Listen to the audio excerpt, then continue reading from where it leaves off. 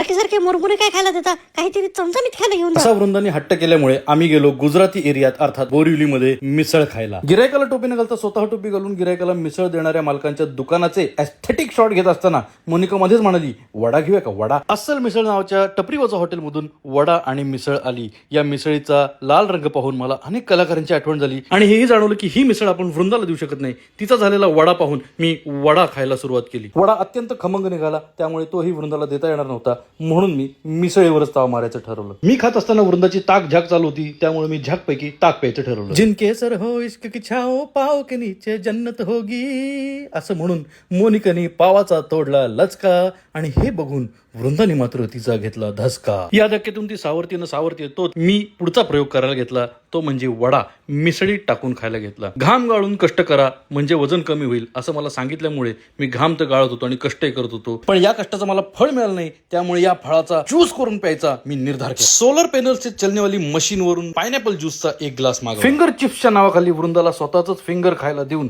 मी मात्र ज्यूसचा जोरदार आस्वाद घेतला. तुम्ही दोघंच सगळं खाताय म्हणून मोनिकानेही बंड पुकारला आणि तिने मोसंबी ज्यूस मागवला. मोसंबी ज्यूसचा गोडवा वाढवा म्हणून मोनिकाने गोड हसून मोसंबी ज्यूसचा पहिला घोट घेतला, पण तिची शुगर यानी वाढू शकते म्हणून मी तिच्याकडनं ग्लास काढून घेतला आणि ज्यूस संपवला. दुधात पडली माशी चांदो मामा राहिला उपाशी, तसंच आई बाबा हौशी वृंदा राहिली उपाशी, म्हणून चुरमुरे खायला तिला मी पुन्हा घरी घेऊन आलो.